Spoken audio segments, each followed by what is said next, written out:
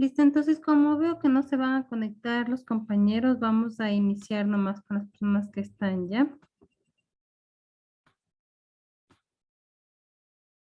¿Ustedes están viendo por primera vez esta materia? Sí, Licen, primera vez. Ya. Ya saben, ¿no, chicas? Cómo es, por favor, lo de la plataforma. Recuerden que nosotros tenemos sesiones en vivo. Entonces, se supone que las sesiones en vivo nosotros hacemos para solventar algunas dudas e inquietudes que ustedes puedan tener a lo largo de cada módulo que van revisando. Entonces, lo que yo sí les aconsejo es que revisen, lean y cualquier inquietud me la hagan llegar para las siguientes clases. Recuerden que la atención para el estudiante es de 6 de la tarde a 8 de la noche. Muchas veces ustedes me escriben pasada de la hora o antes. Yo tengo otro trabajo, entonces a veces se me hace difícil poder contestarles. A veces estoy en el hospital y no puedo responder los mensajes. ¿Qué más? Chicas, recuerden que igual la plataforma no la manejo yo. La plataforma la maneja el personal administrativo. Por ende, ustedes tienen ya fechas, límites en las cuales ustedes deben presentar las tareas, los trabajos, los deberes. Entonces, por decir, hoy ya les publican la fecha límite, quiere decir fecha límite que hasta esa fecha ustedes pueden presentar las tareas. No significa que justo ese día tienen que subir, porque nosotros no estamos libres de nada, ¿no es cierto? Nosotros somos humanos y nos puede pasar a cualquier, que se nos fue el internet, de que nos hicimos tarde del trabajo, cualquier cosa puede pasar. Y justo ese día que teníamos que presentar hasta las 11 de la noche la tarea, no pudimos llegar temprano a la casa y no enviamos. Como yo les digo, lastimosamente la plataforma no la manejo yo. Entonces yo, aunque ustedes me escriban, lastimosamente yo no puedo habilitarles las tareas. Eso después ustedes tienen que hablar directamente con el personal académico para que les ayude.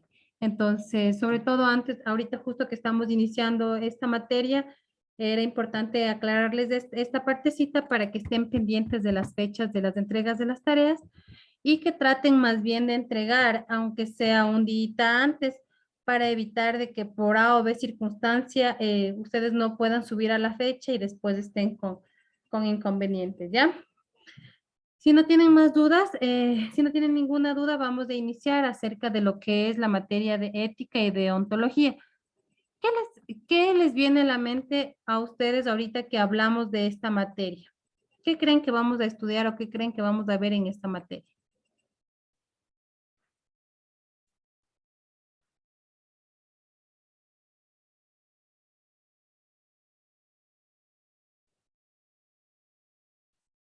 A ver, ¿quién me ayuda? ¿Qué creen que vamos a ver aquí en esta materia de ética y de ontología? Dicen, de pronto acerca del sigilo que debemos tener nosotros como personal de salud, la confidencialidad.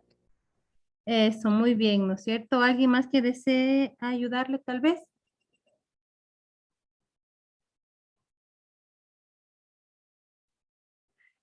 Bueno, como dice la compañera, está bien, ¿no es cierto? El comportamiento que nosotros debemos tener ante el paciente, ¿ya? Vamos primero a estudiar qué son estos términos, ¿ya? Ética y moral. Ética viene del griego ethos, que significa costumbre. Es el estudio de la moral y el accionar humano para promover los comportamientos deseables. Además, la ética forma seres humanos autónomos, capaces de razonar, decidir y encontrar por sí mismos el sentido que quieran darle a su vida. Son seres conscientes, actores de su vida, capaces de interactuar con el prójimo, la comunidad y su entorno. La elaboración de un juicio moral y una norma que señala cómo deberían actuar los integrantes de una sociedad. Vamos a ver que son dos términos parecidos. Ya, miren acá. La moral. La moral, igual que la ética, viene del latín modus, que significa costumbre. El hecho que tengan ambos términos, ética y moral, el mismo significado etiológico, ha dado lugar a que se lo utilice indistintamente. Aquí está la diferencia. La moral se identifica con las normas de conductas personales o sociales que se refieren a la bondad o maldad de los actos de esa conducta, mientras que la ética se ocupa de las acciones humanas del fuero interno de las conductas personales o sociales en cuanto a su bondad o malicia. La moral y la ética se encargan de un mismo objetivo, que es la discriminación entre lo bueno y lo malo. Por ejemplo, aquí podemos darnos cuenta que la moral, vamos a diferenciarlo un poquito de esta manera, que la moral se basa un poco más sobre la sociedad. Por ejemplo, vamos a poner en los países como Egipto, ¿no es cierto? Como en donde las mujeres tienen que estar siempre cubiertas, tapadas. En Irak, en Irán, las mujeres de ahí siempre tienen que estar tapadas, ¿no es cierto? Completamente tapadas. Entonces, si una mujer ahí se pone una falda alta, está haciendo un acto de inmoralidad, ¿ya? ¿Por qué? Porque así lo dice la sociedad, porque así lo quiere la sociedad. Mientras que, por ejemplo, aquí en nuestro país, si una mujer sale a la calle con una falda, con un vestido, no está siendo inmoral, ¿no es cierto?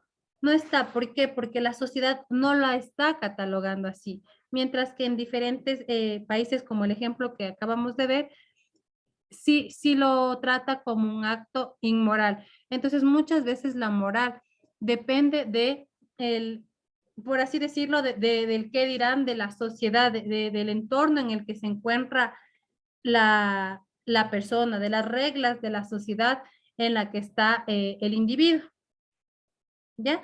Mientras que la ética se ocupa un poco más de las acciones humanas, de las conductas personales, o de lo que la persona misma hace de forma interna, ¿ya? ¿Qué es en cambio la deontología?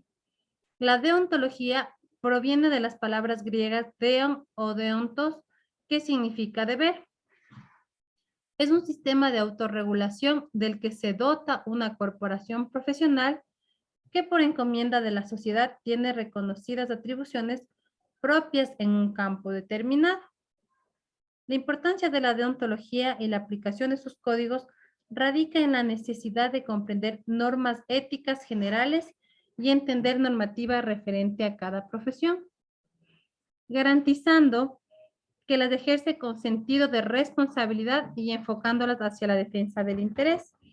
Entonces, básicamente la deontología se basa a la ética que nosotros como profesionales vamos a brindar. Por ejemplo, en enfermería, nosotros tenemos acceso a la historia clínica del paciente. Nosotros podemos revisar todas las patologías que el paciente ha tenido, cuántas cirugías, cuántos hijos, todo el historial clínico del paciente.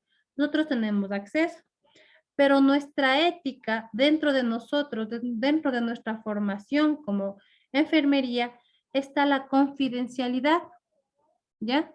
¿En qué consiste? En que nosotros, si estamos o tenemos acceso a toda la información de la historia clínica y alguien nos pregunta que era su comadre, su vecina, lo que sea, y les pregunta algo del paciente, ustedes no pueden revelar eso, porque de eso se trata la deontología. Se trata de la ética que yo como profesional estoy demostrando. ¿Sí? Entonces la deontología se centra más a tener estas normas, estos valores dentro de cada profesión, ¿ya?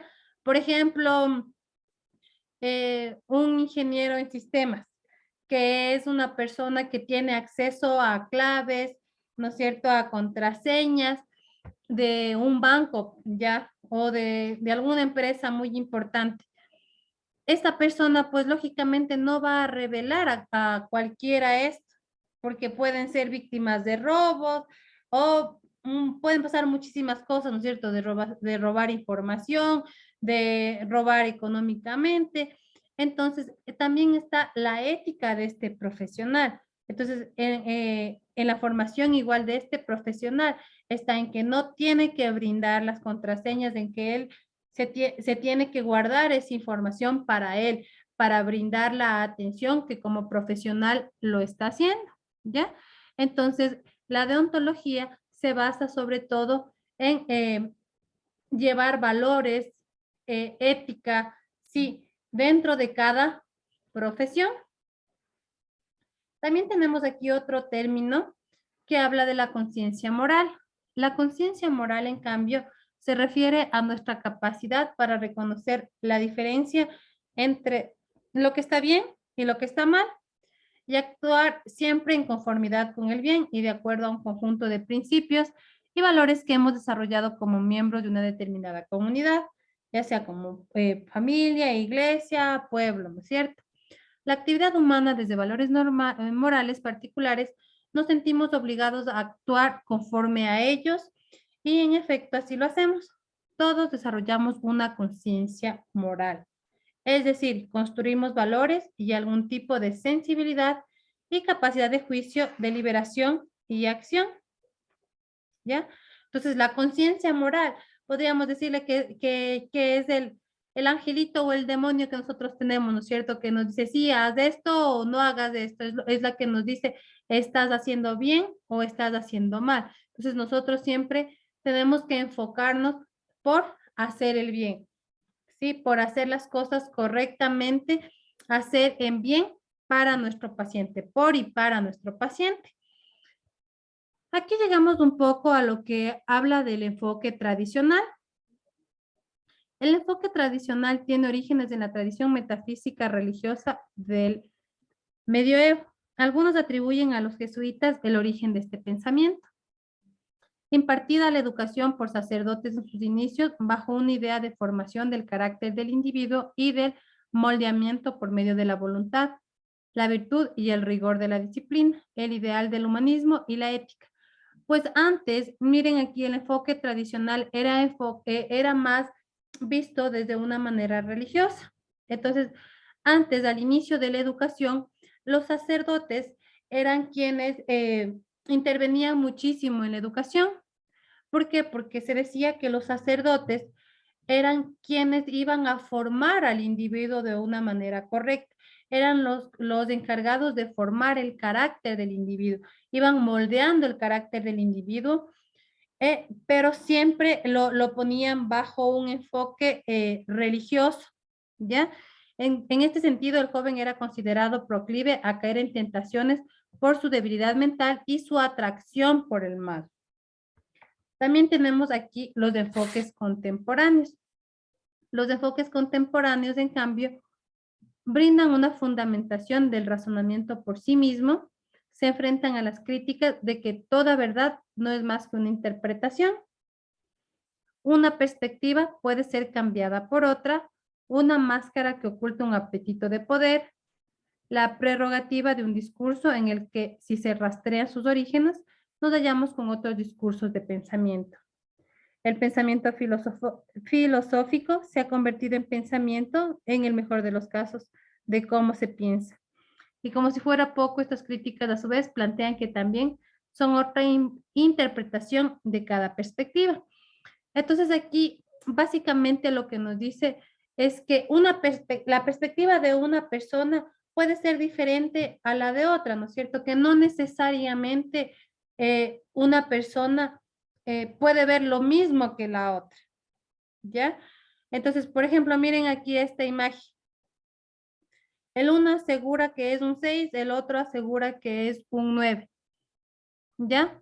Entonces son diferentes verdades, son diferentes perspectivas. Cualquiera de los dos, en este caso tendría la razón, ¿no es cierto? Porque cada quien está viendo la verdad de una perspectiva diferente, ¿ya? Entonces, básicamente en esto se basan los enfoques contemporáneos, en que nosotros vamos a ver vamos a encontrar diferentes verdades de acuerdo a la perspectiva en la que nosotros nos encontramos. Vamos a hablar un poco de los principios fundamentales. Uno de los principios fundamentales más importante es la dignidad humana. La dignidad humana constituye la base de todos los derechos. Es la cualidad que tienen todas las personas que las hacen valiosas, respetables por el hecho de ser personas, con independencia de su fuerza, riqueza, conocimiento, cultura, religión, sexo, etc. El respeto y la dignidad de la persona, ¿qué quiere decir? La dignidad o de cualidad digno deriva del adjetivo latino dignus y se traduce como valioso. Hace referencia al valor inherente al ser humano en cuanto a ser racional, dotado de libertad y poder creador. Respeto y dignidad del paciente. En los valores se tiende a afirmar que el ser humano posee dignidad por sí mismo. Se tiene desde el mismo instante de su fecundación o concepción e inalienable digno con alguien. Según el significado etimológico de la voz griega autonomía, el paciente ya no está bajo el dictado de otro, sino que es un ciudadano. Entendemos que esta autonomía o dignidad es solo un potencial de emancipación respecto a las necesidades e imposiciones naturales o sociales y la historia universal del género humano. Aquí lastimosamente cuando un paciente está hospitalizado, pues el paciente no está cumpliendo todas sus funciones, ¿no es cierto?, de una manera autónoma. Por ejemplo, bueno, hay ciertos tipos de pacientes. Hay pacientes que a pesar de que estén hospitalizados, siguen haciendo sus funciones, sus actividades básicas, vitales, de una manera autónoma, es decir, solo, ¿no es cierto?, que no necesita del apoyo de otra persona para poder cumplirlo. Pero hay ciertos pacientes que sí lo necesitan. Entonces, para ellos es importante que nosotros cuidemos la dignidad del paciente, ¿ya? El hecho de que se encuentre hospitalizado no significa de que, bueno, el paciente no puede movilizarse por sí solo, el paciente no puede alimentarse por sí solo, no puede hacer sus necesidades fisiológicas por sí solo. Entonces, estamos en una habitación de 5, 4 pacientes y yo no procuro y no cuido la dignidad del paciente. No, eso jamás. El hecho de que el paciente no pueda defenderse, el hecho de que el paciente tal vez no pueda hablar, no pueda movilizarse, no significa de que yo no voy a cuidar y no voy a proteger la dignidad del paciente. Ya, entonces, vamos a ver un poquito más de lo que se trata esto de la dignidad. La dignidad se basa en el reconocimiento de la persona de ser merecedora de respeto. Es decir, que todos merecemos respeto sin importar cómo seamos. Al reconocer y tolerar las diferencias de cada persona, para que ésta se sienta digna y libre, se afirma la virtud y la propia dignidad del individuo fundamentado en el respeto a cualquier otro ser. ¿Ya? Respeto y dignidad del paciente.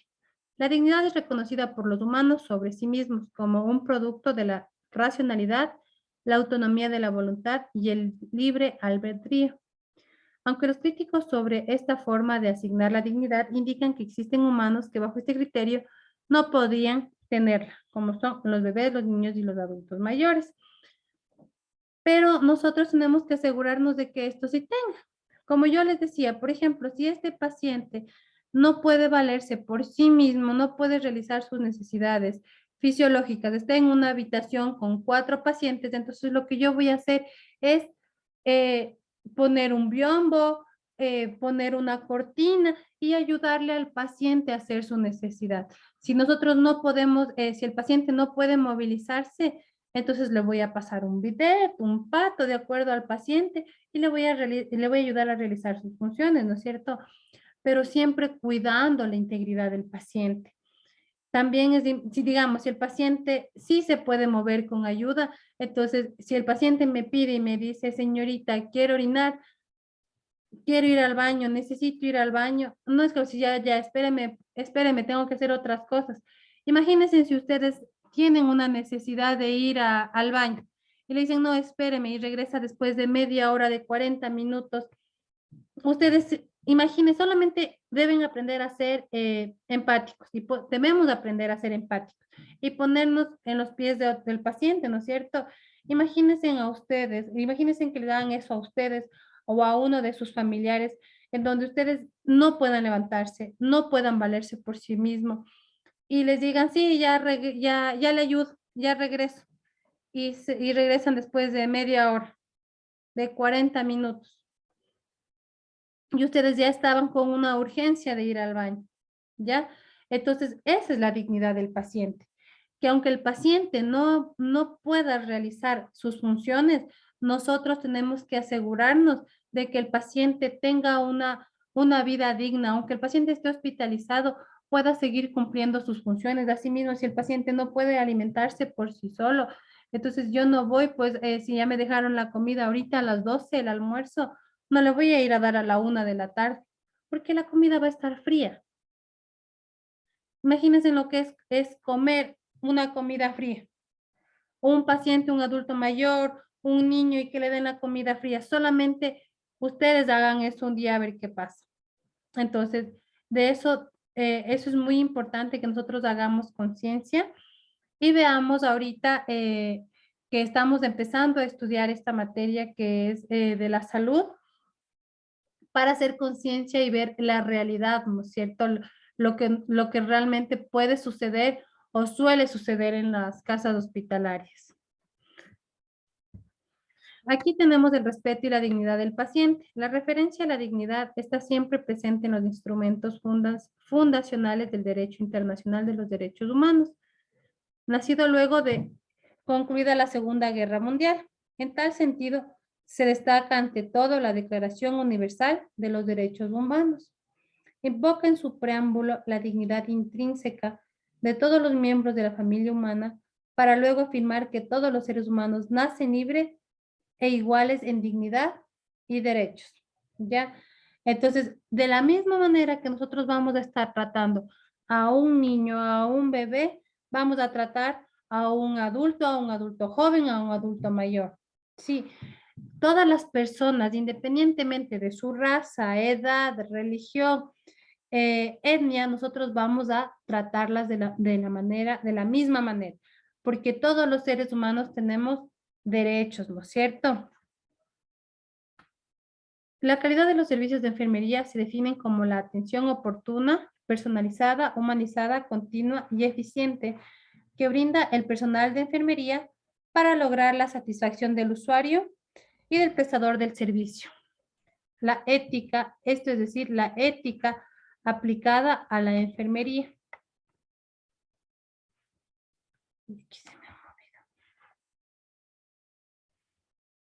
Nosotros tenemos un código de ética y deontología, el cual en el capítulo 3, artículo 19, nos indica que la enfermera tiene como responsabilidad primordial el respeto a los derechos humanos, orientando su atención hacia las personas que requieren sus cuidados. Ahí nos dice, el primero, el enfermero debe dirigirse en forma amable. Punto 2, explicar siempre al paciente el procedimiento que va a realizar. Punto 3, se le otorga la atención con amabilidad y responsabilidad. Es decir, que nosotros no le vamos a decir mamita, o en el primero que dice el enfermero debe dirigirse siempre en forma amable. No le vamos a tratar al paciente mamita, abuelita, mijita, niño, bebé, no. Tienen su nombre y su apellido, ¿no es cierto? Muchas personas consideran este tipo de diminutivo, de palabras así, como una agresión, ¿ya? Entonces, en ese caso, preferible es mejor tratar al paciente con su nombre y su apellido.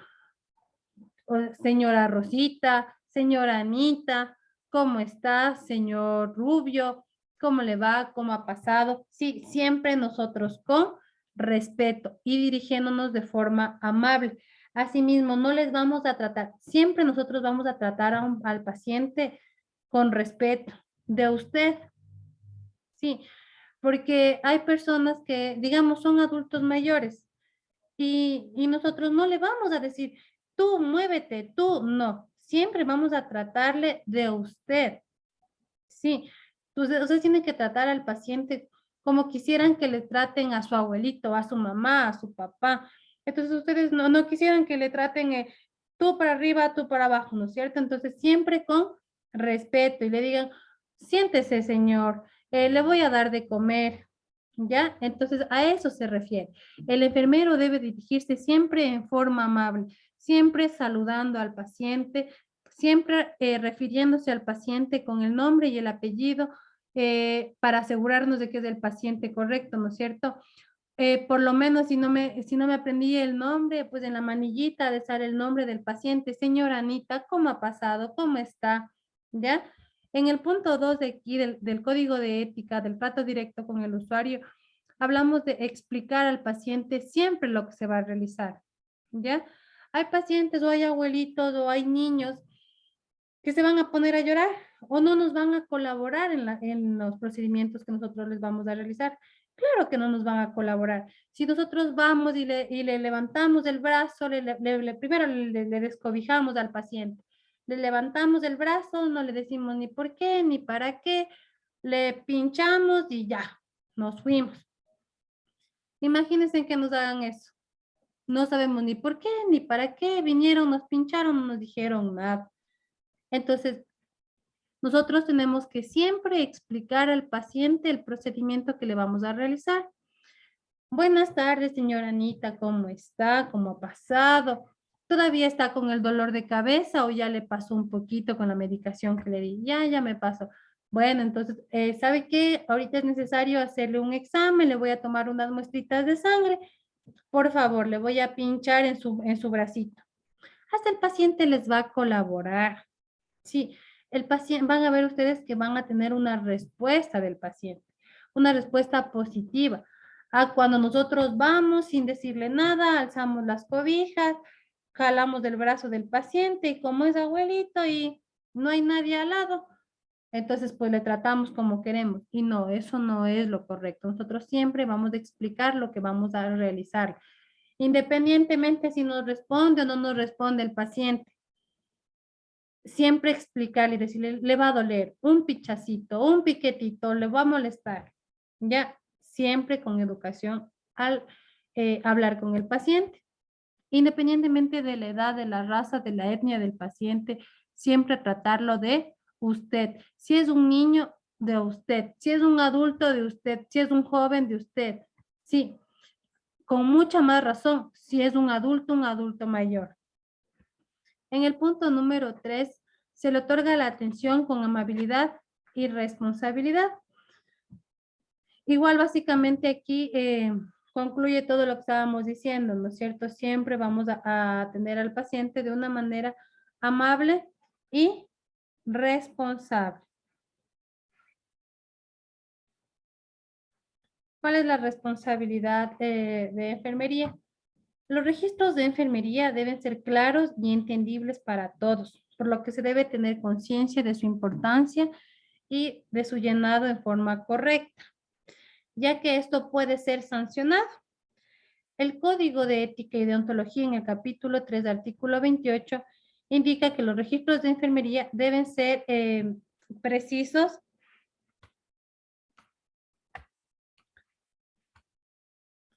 deben ser claros, precisos, objetivos, sin enmendaduras y realizados por la enfermera o enfermero que brinde el cuidado, debiendo registrar su identidad.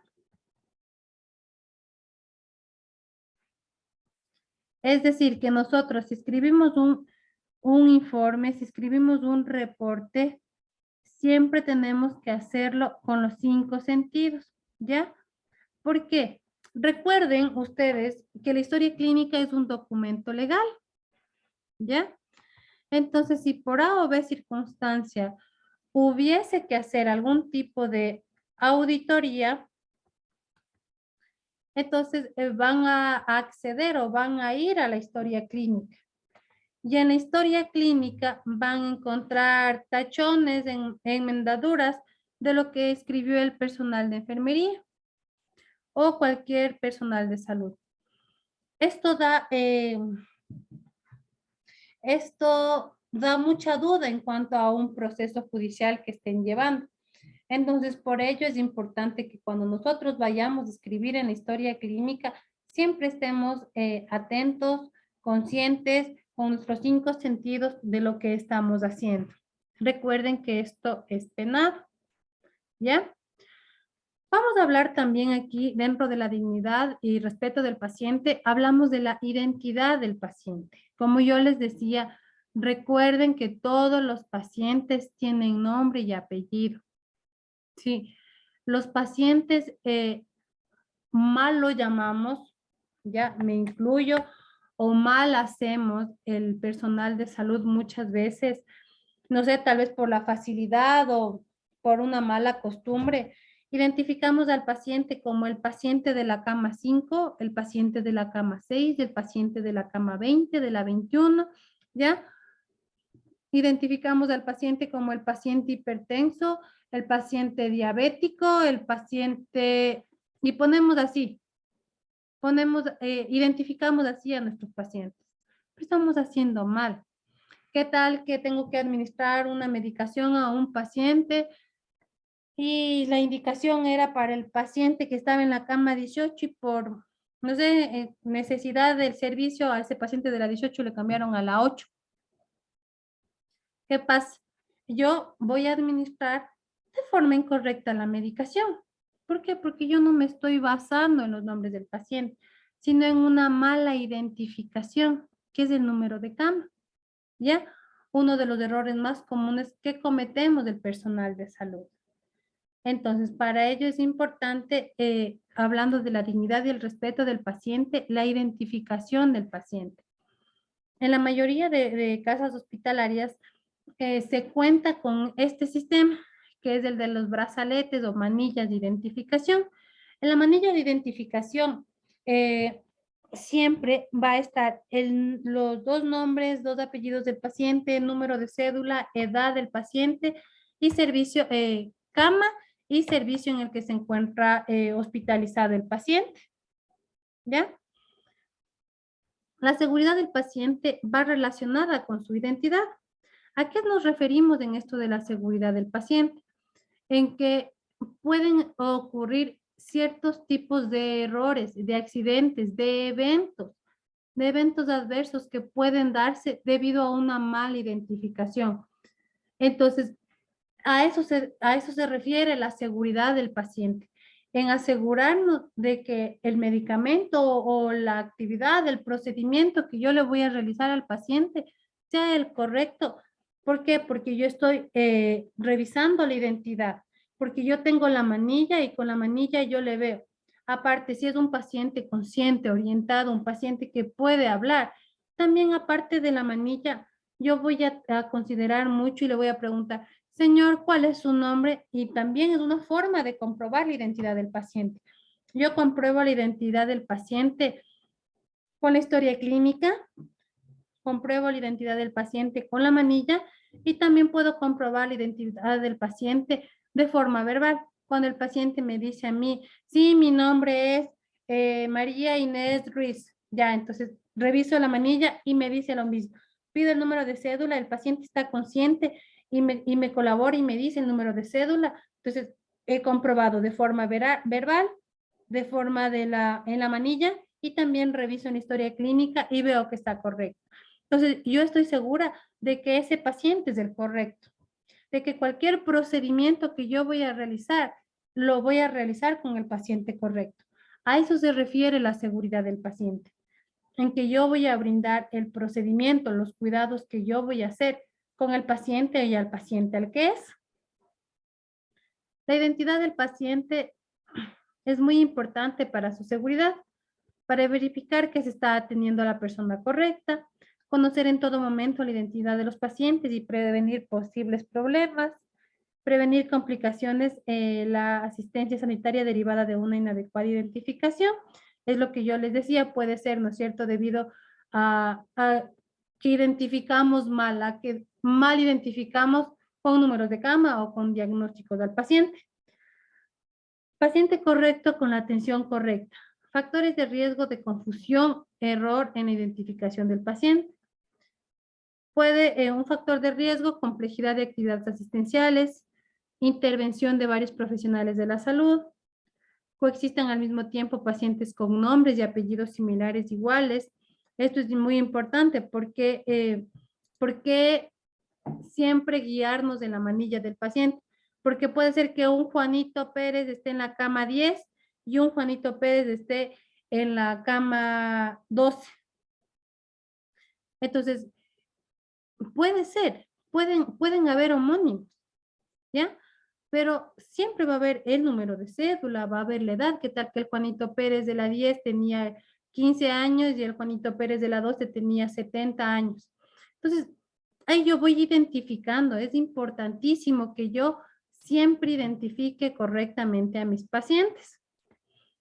Pacientes con facultades mentales disminuidas o inconscientes es un riesgo de confusión, ¿no es cierto? Porque si yo veo que el paciente no está consciente, que el paciente no está orientado, que no está con un Glasgow de 15/15, entonces el paciente yo le pregunto y no sé, tal vez se confundió, se equivocó y me dice, no, yo me llamo y le da otro nombre y le da otro número de cédula. Y yo puedo considerarlo así y le identifico de esta manera, de una manera incorrecta al paciente.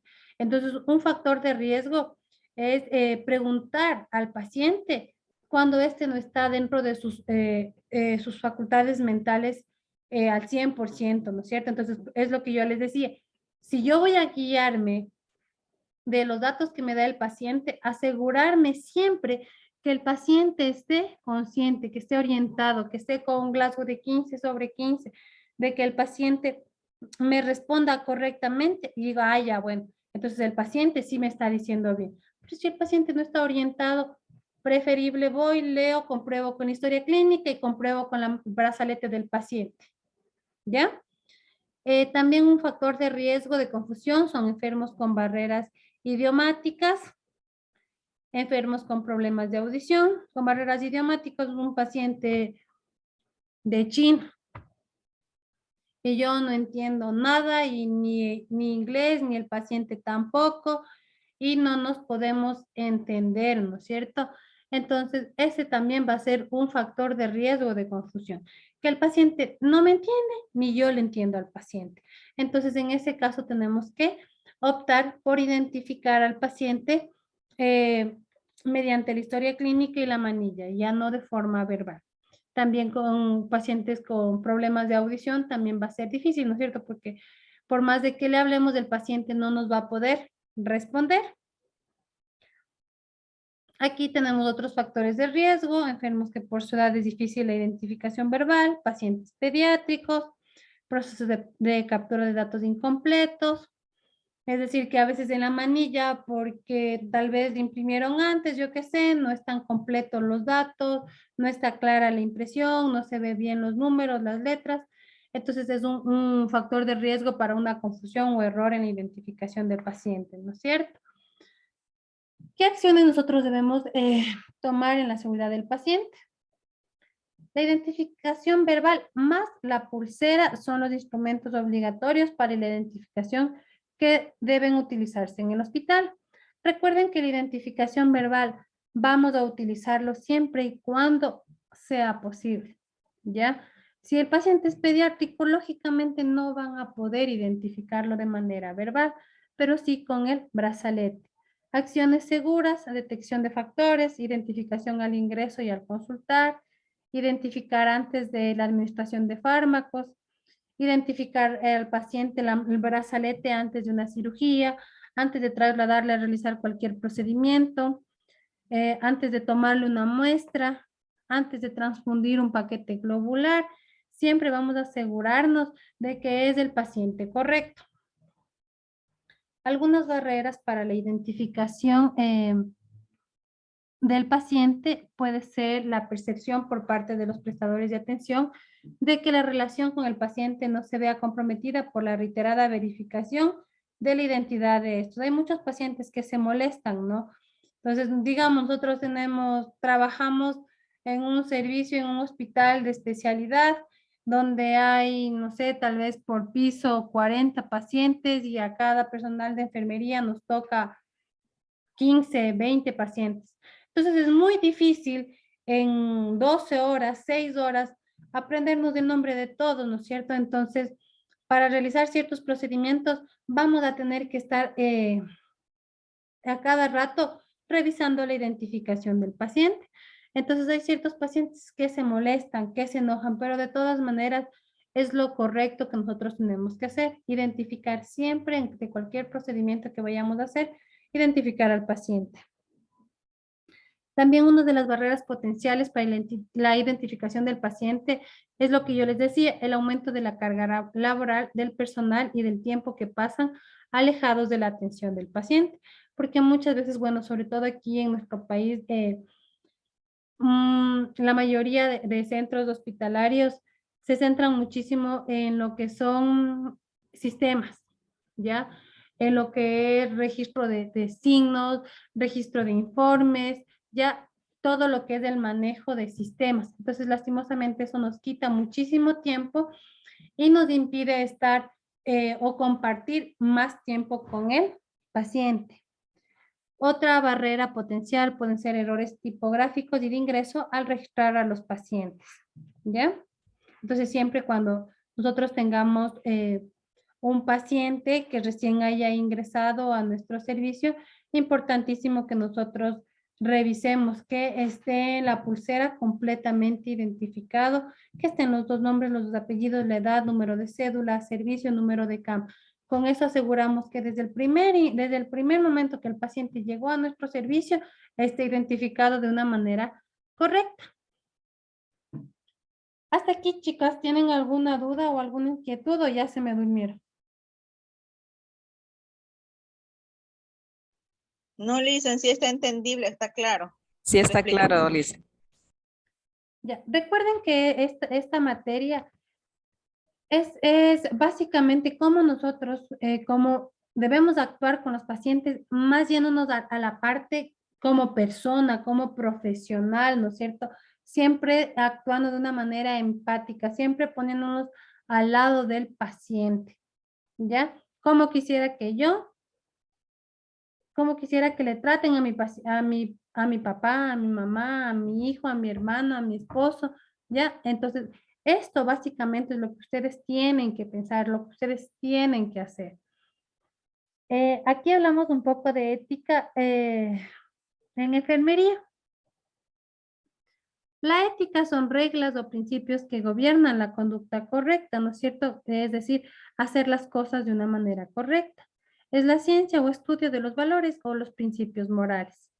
La ética en enfermería son principios o valores morales que rigen las relaciones entre enfermeras y el paciente y la familia. Entonces es lo mismo, hacer las cosas bien, eh, poner en práctica nuestros valores, nuestros principios en relaciones entre nosotros como personal de enfermería y el paciente y la familia, siempre guardando esta distancia entre paciente y enfermera, pero con respeto, con carisma, con amabilidad, siempre cuando ustedes van a brindar la atención al paciente.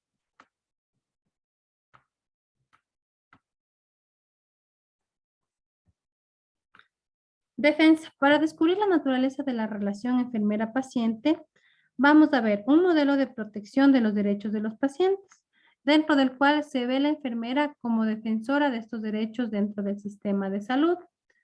Modelo de decisión basado en los valores. La enfermera es la persona que ayuda al paciente a discutir sus necesidades, intereses y elecciones conscientes con los valores y estilos de vida del paciente.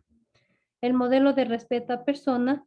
La enfermera considera los valores humanos básicos del paciente y después actúa para mantener y proteger la dignidad humana y del paciente.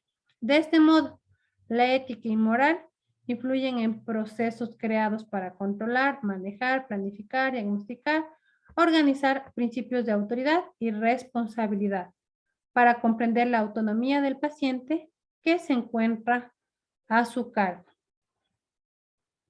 Uno de los valores importantes en enfermería es la comunicación y el respeto como elementos que permiten el desempeño de la profesión.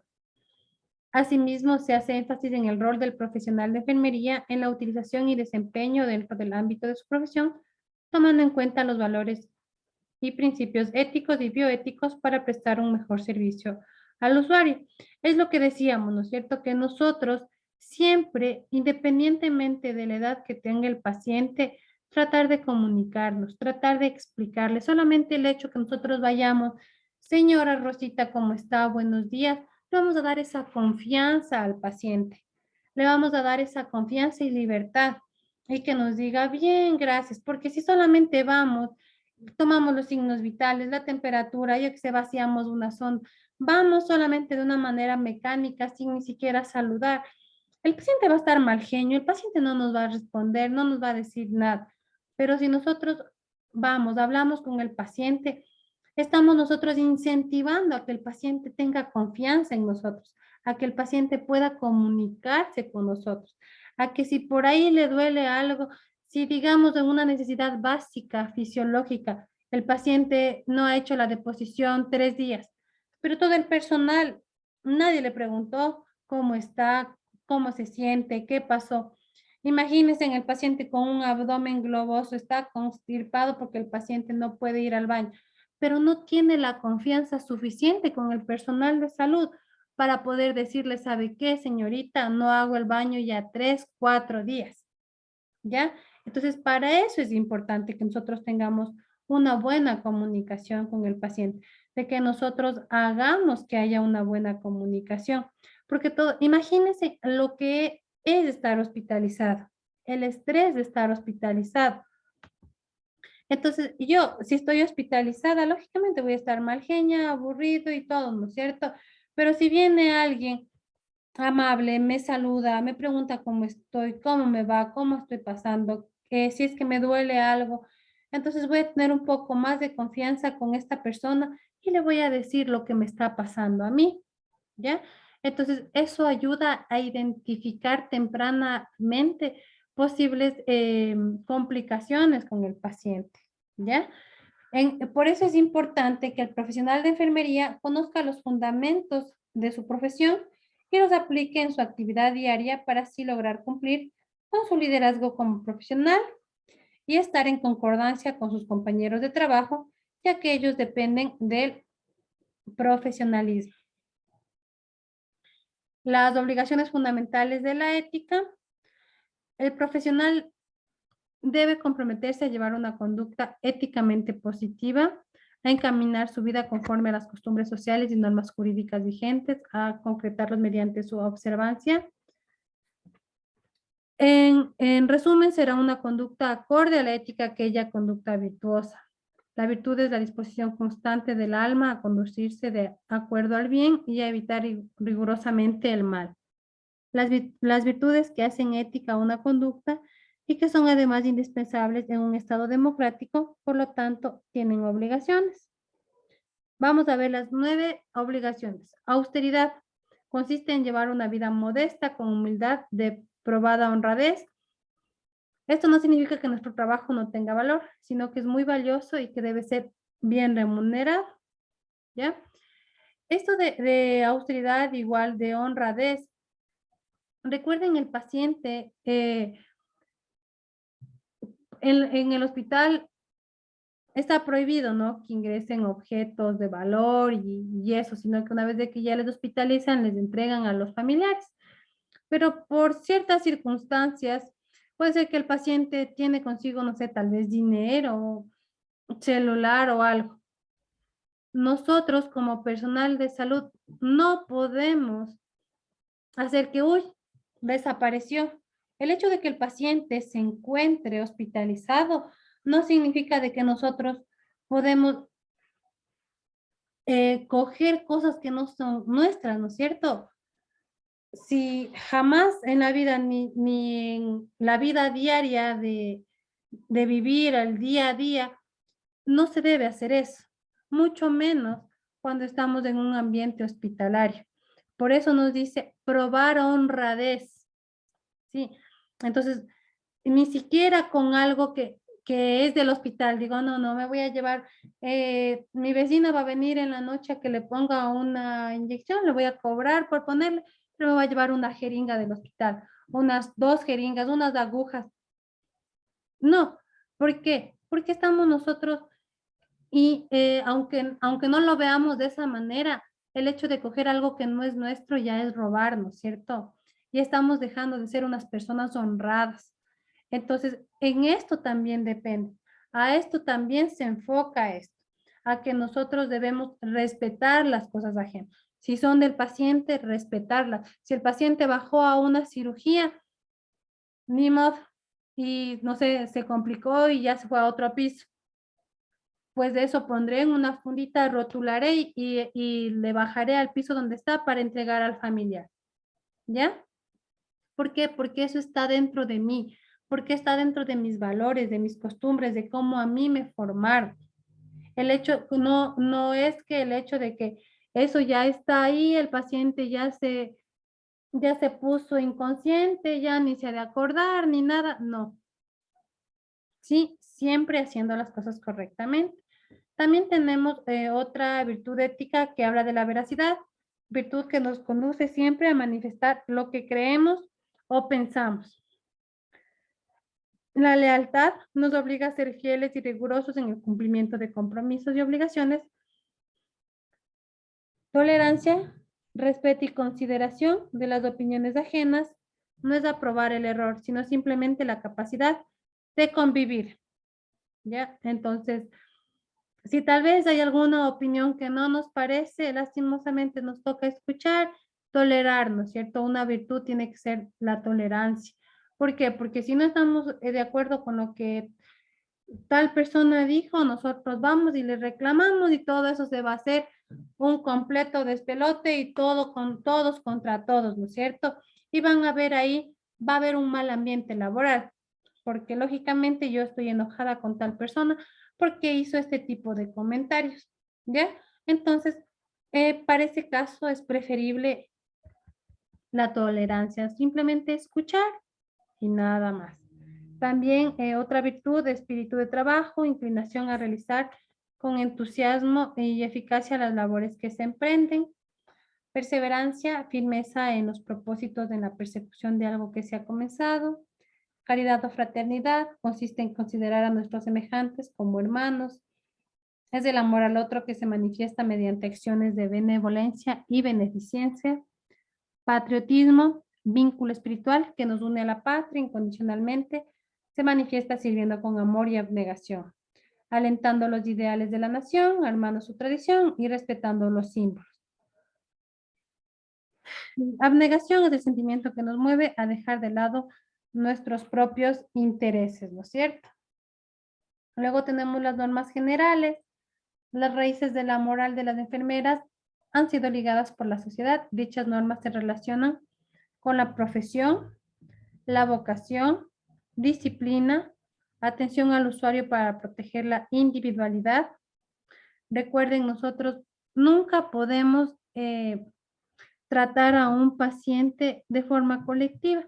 Es decir, si a este paciente estaba, no sé, tomando este antibiótico porque estaba con flema, estaba con algún tipo de infección, no le voy a dar el mismo trato a otro paciente. Todo paciente tiene que ser tratado de una manera individual. Todo paciente es un mundo diferente. Los procedimientos que yo voy a hacer, si yo hice un procedimiento con un paciente, tal vez con ese mismo procedimiento no pueda hacerlo con el otro paciente o no va a funcionar tan bien con el otro paciente. Entonces, a cada uno es un mundo diferente. A cada uno debemos tratarlo de una manera individual. Proteger al usuario de causas externas que pueden producir enfermedad, mantener las funciones fisiológicas del usuario en parámetros normales, colaborar con la rehabilitación del usuario y su incorporación a la comunidad.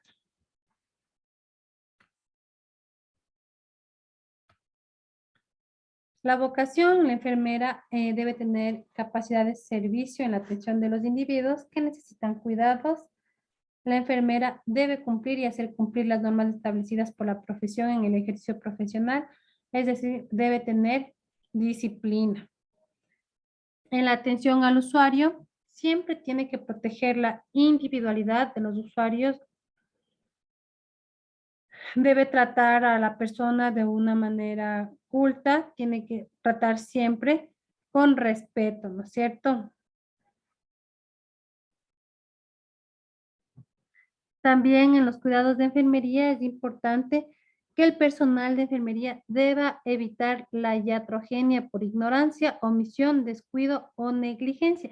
¿Qué es la iatrogenia?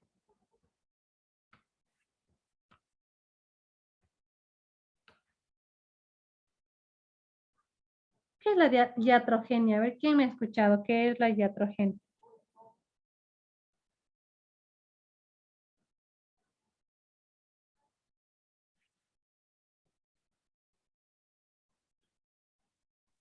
Le dicen daños involuntarios que se le puede ocasionar al paciente. Correcto. La iatrogenia son daños involuntarios que podemos ocasionar al paciente, ¿no es cierto? Pero generalmente esto se da porque el personal de salud puede decir que desconocía, ¿ya? Desconocía, pero sea como sea, está ocasionándole un daño al paciente.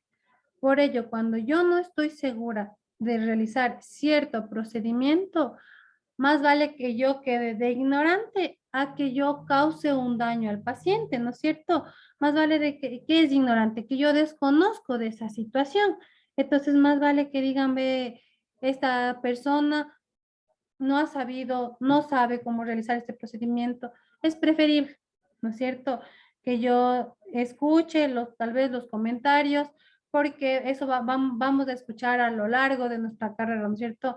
Vamos a escuchar para bien o para mal ciertos tipos de comentarios a los que nosotros tenemos que hacernos de oídos sordos y simplemente cumplir con las actividades que nos han asignado.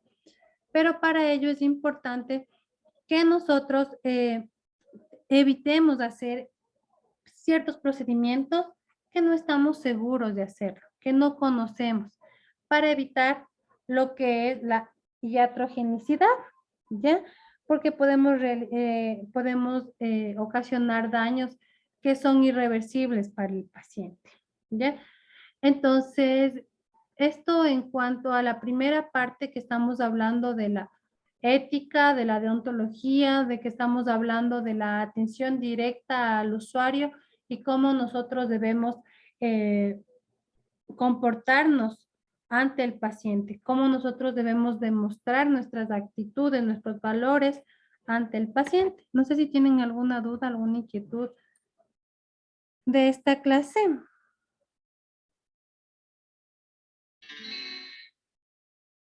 Sí está claro, Lisa. ¿Perdón? Sí está claro.